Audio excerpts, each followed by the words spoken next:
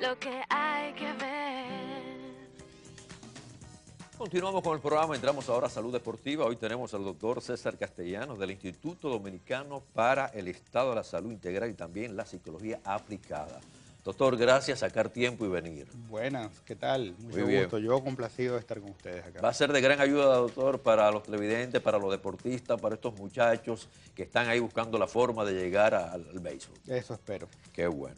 Doctor, mi primera pregunta es la siguiente. En el país hay muchos jóvenes con condiciones en el béisbol para llegar a las grandes ligas. Primero, hay que hacerle una evaluación de rasgos de personalidad. ¿Y qué se logra entonces con ella? Claro, lo que ocurre es que el béisbol, al igual que otros deportes, digamos, es un deporte de equipo. Y en ese sentido, no basta la condición física individual, hace falta también la condición mental adecuada para poder ejecutar de manera, digamos, máxima, o sea, dar lo mejor que tiene tu condición física en el terreno de juego. Es decir, la capacidad de ejecutar para un jugador de alto nivel de competencia está muy mediado por el control de su estado mental en primer lugar, por el control de sus emociones en segundo lugar, por la capacidad de generar competitividad sin ser agresivo en cuarto lugar, tercer lugar. Y adicionalmente, hay variables que ya tienen que ver con su desarrollo desde el punto de vista neurológico y neuropsicológico que favorecen o desfavorecen su competitividad en el terreno de juego. Entonces, una evaluación inicial incluye todos esos elementos, además de los rasgos de personalidad, los rasgos de tipo neuropsicológico, también la capacidad de trabajar en equipo, que es fundamental, es decir, de cohesionarse con un equipo y dar lo mejor de sí en ese contexto, porque hay gente que solo es una estrella, pero en el equipo no funciona. Sí, no sabe trabajar en equipo. Y el béisbol, al igual que el fútbol, al igual que otros, el básquet, son deportes donde es necesario que tú funciones en equipo. Es hartamente conocido la experiencia de equipos que se han armado de All Stars, todos estrellas, y no funcionan.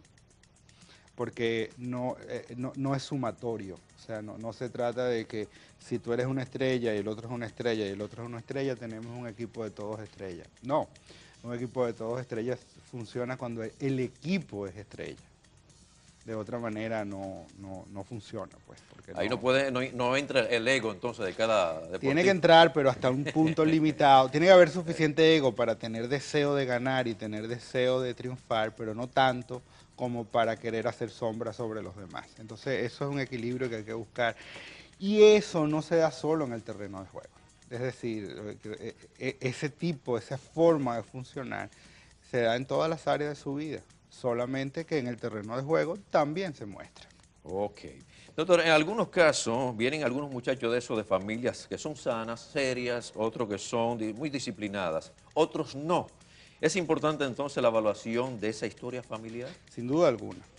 Nuestra experiencia es que cuando trabajamos con jóvenes que están en equipos de béisbol, sobre todo a nivel ya de grandes ligas, a nivel profesional, las historias personales, la historia familiar juega un rol muy importante.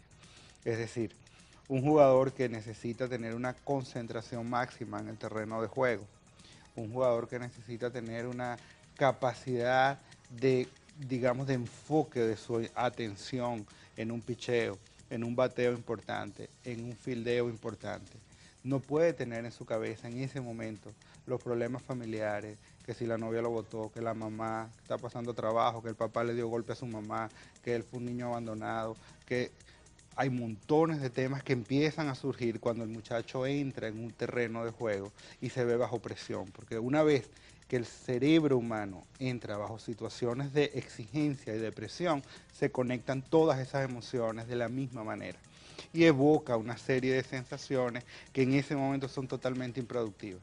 Entonces, cuando tú tienes a un pitcher allí en un noveno inning tratando de cerrar un juego con un montón de espectadores, gente gritándole cosas, y el sujeto ahí intimidado, si no logra concentración mental, si no logra ese nivel de enfoque de su atención, si no logra distraer esas ideas perturbadoras que pueden llegar a su mente, entonces pierde control, pierde velocidad, pierde eficacia puede perder un juego entonces.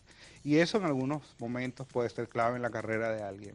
De tal suerte que nuestra experiencia, cuando estos elementos son trabajados desde el principio de la carrera del jugador, el jugador se convierte en un autogestionador de su carrera, es decir, aprende a manejar su mente, y cuando alguien aprende a manejar su mente, aprende a manejar el mundo.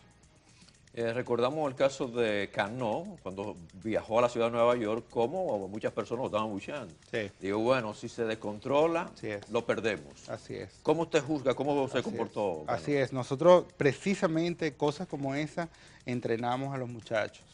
En nuestra experiencia funciona muy bien que ellos aprendan a desconectarse del ambiente donde están, aunque estén parados en el home plate. Y hacemos ejercicios donde ellos hacen visualización mental parado en el home plate con gente gritándole cosas atrás, para que logren desenfocar lo auditivo y se enfoquen solamente en lo visual y en el pitcher que les va a lanzar. Eso le permite a un jugador ser más eficiente en situaciones bajo presión. Y esto lo podemos hacer todos. Es lo mismo que ocurre, por ejemplo, cuando alguien está en una sala de cine. Cuando alguien está en una sala de cine, está enfocado en la pantalla. Aunque hayan 300 personas en la sala, uno está enfocado en la pantalla como si estuviera solo. O ocurre también con personas, por ejemplo, que van manejando de un sitio a otro y de repente llegaron, pero dicen, ¿y cómo yo llegué? O sea, yo venía como pensando en otras cosas porque venía enfocado en lo que estaba pensando, y los demás movimientos se hacen de manera automática. Ese es el mismo procedimiento en el cual entrenamos a los jugadores, para que puedan ejecutar de manera automática lo que su entrenador ya le enseñó del lado físico, y manejen el control mental entonces en su favor, porque lo demás funciona solo si ya está bien aprendido. ¿Qué se puede lograr entonces con un examen neuropsicológico a esto precisamente para estos muchachos? Sí, esto es bien interesante porque tradicionalmente la evaluación médica, bueno, de la medicina deportiva está enfocada en aspectos que son claves como, bueno, los músculos, los huesos, los tendones, la flexibilidad, etcétera. La evaluación psicológica de vez en cuando se aplica y permite valorar los aspectos de personalidad, de control emocional que he mencionado antes. Más sin embargo, la evaluación neuropsicológica aporta una serie de elementos en digamos, en lo que es la visión moderna del béisbol. ¿Cuáles elementos? Por ejemplo, nuestro cerebro es el gerente de algunos procesos que llamamos funciones ejecutivas. Específicamente el lóbulo frontal es el gerente principal de las funciones como la concentración, la atención, la toma de decisiones, la planificación. Todos esos procesos y algunos otros más están mediados por esa área frontal del cerebro. Cuando una persona tiene alguna dificultad a ese nivel, dificultad que no tiene que ser clínica, o sea, no que tenga un problema ni nada por el estilo, es una gente que funciona normal, pero para usted funcionar en un nivel de alta competitividad, usted no puede ser normal, usted tiene que tener lo óptimo para poder, porque si fuera normal se queda en otro nivel, entonces tiene que ser el mejor. Entonces, cuando las personas tienen alguna dificultad a ese nivel, la evaluación neuropsicológica es capaz de detectar eso con suficiente fiabilidad a través de instrumentos diseñados para tales fines, y entonces se puede planificar una rehabilitación de esas funciones para llevarlas hasta donde es requerido por el nivel de ejecución que hay en un equipo de béisbol de alto nivel. Entonces, obviamente, mientras más temprano uno detecta estas cosas, pues mejor para poder establecer la rehabilitación. Hoy día, de manera constante, digamos, de manera frecuente, muchos equipos de béisbol están incorporando varios elementos que tradicionalmente no se incorporaban. Uno de ellos es las evaluaciones neuropsicológicas y las intervenciones neuropsicológicas, y en segundo lugar también se utiliza la hipnosis como uno de los procedimientos útiles para mejorar la capacidad de concentración de los jugadores. Entonces, en este caso, entre entrenadores y atletas, ¿debe existir una buena capacitación para así determinar la personalidad? Exactamente, los entrenadores son claves porque el entrenador es el sujeto más cercano al jugador. El entrenador se convierte en un tío cercano, un hermano mayor del jugador, el paño de lágrimas muchas veces, el sujeto que está cerca, que lo conoce, es el sujeto que pasa más tiempo con el jugador.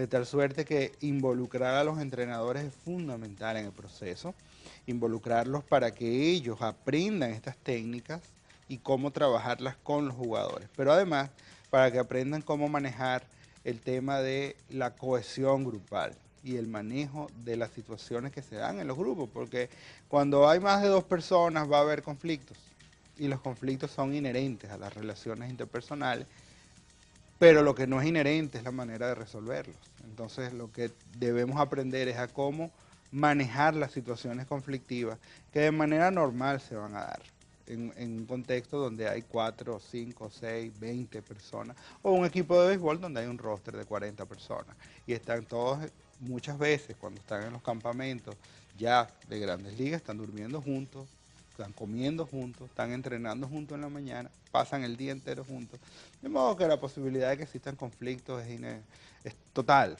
Lo que necesitamos son entrenadores, coaches que sepan cómo manejar esas circunstancias adecuadamente en favor del equipo. ¿Y esos entrenadores están preparados para eso? Bueno, en algunos casos tienen algún nivel de preparación dependiendo del equipo del que se esté hablando, pero en general una vez que se les, digamos a decir, se les ayuda a entender la importancia de esto, son bastante receptivos. En algunos casos, menos, vamos a decir, menos preparados, es la visión tradicional del entrenador, que es una especie de capataz que le grita al jugador.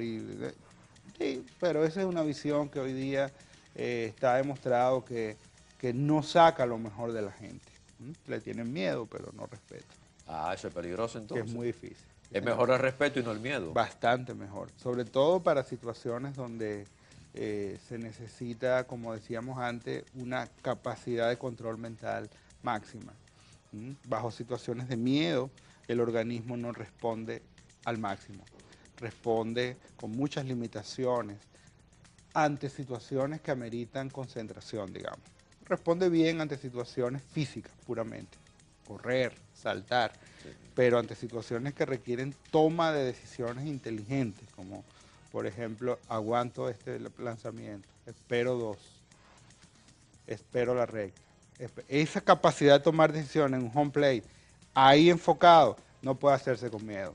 Tiene que hacerse con mucha relajación, tranquilidad, autoconfianza, y sobre todo el sentimiento de superarse como equipo. Y eso no se logra con miedo, se logra con respeto y admiración a tu entrenador. Sí, el respeto es importante, la disciplina mucho más. Muy importante. Doctor, sabemos que de su labor profesional, sabemos lo que está haciendo con estos muchachos, de gran ayuda, pero nos gustaría saber qué notan los jóvenes peloteros sobre lo que es el funcionamiento personal y de equipo. Sí, yo creo que y esto no es un fenómeno dominicano, ¿no? Es decir, en la mayoría de los países de América Latina se repite la misma circunstancia.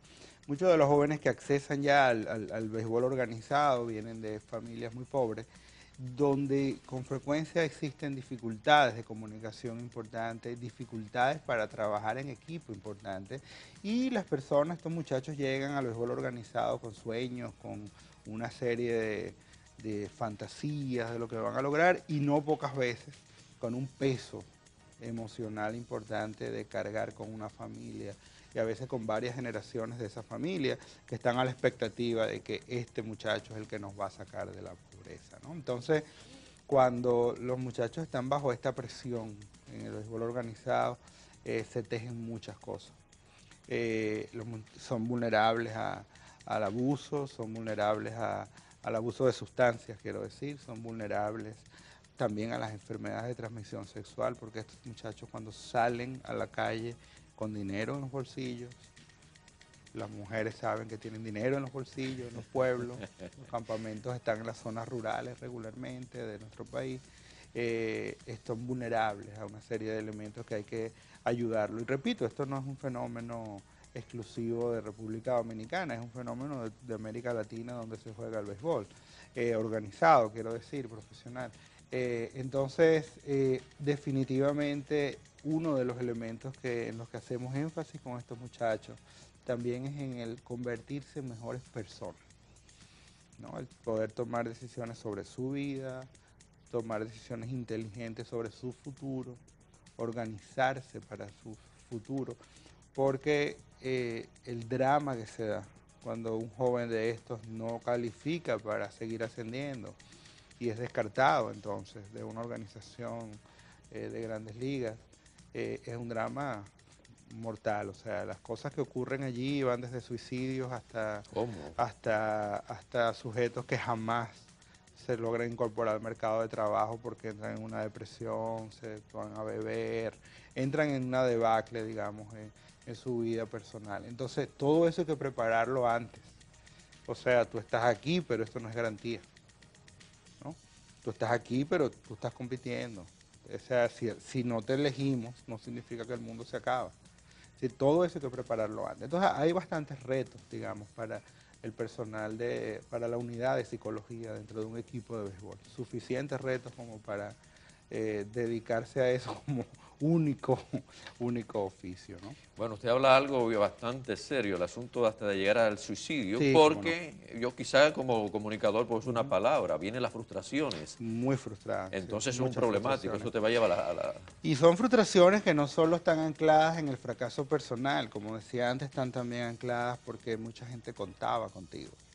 ¿Ves? Entonces, tu mamá contaba contigo, el tío pues, está allá contaba contigo, todo el mundo está contando contigo y el fracaso tuyo es el fracaso entonces en cadena de un montón de gente.